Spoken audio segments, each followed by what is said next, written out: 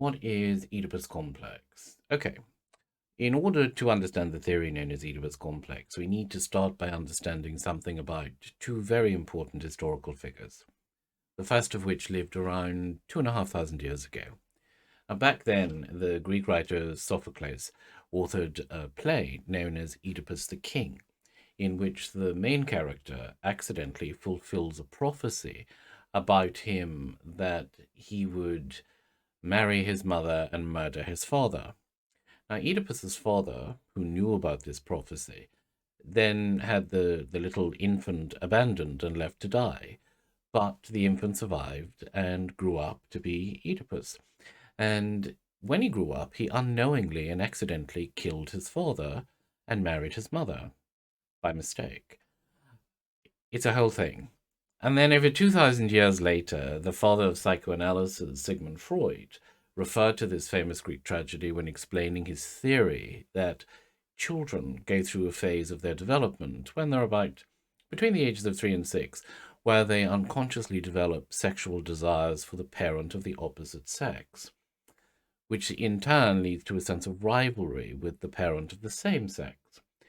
So, in other words, a boy's sexual desire for his mother makes him resent his father, and a girl comes to resent her mother because they desire to have sex with their father. Freud called this the Oedipus complex.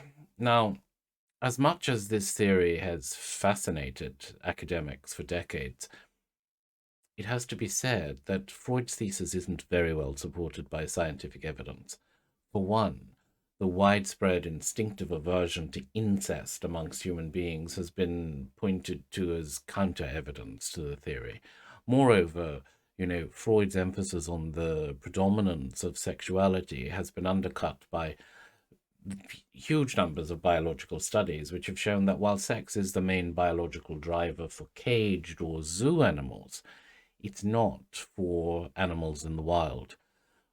Their primary concerns are sustenance, territory, and hierarchy. And so, of course, critics have argued that Freud's analysis is more applicable to oppressed societies and not to free societies where family life is allowed to develop organically. And I suppose, furthermore, in the life of any family, really, there's always a wide variety of factors and motivators at play when it comes to relationships, aren't there, between parents and children? So that's the Oedipus complex in a nutshell. Between the ages of 3 and 6, boys will be sexually attracted to their mothers and resent their fathers, and girls will be sexually attracted to their fathers and resent their mothers.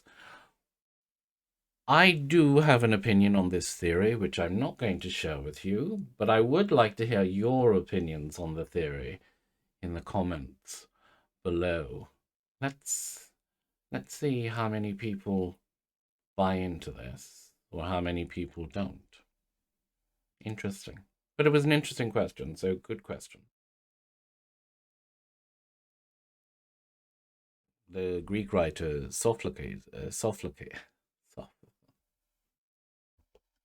Then there was the Greek writer So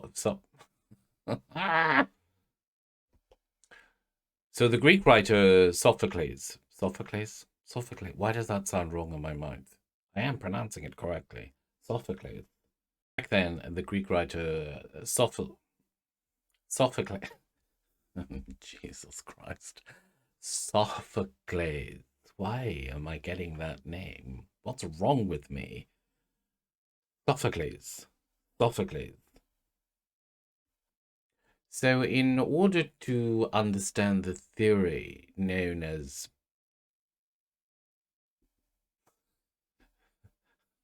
sorry.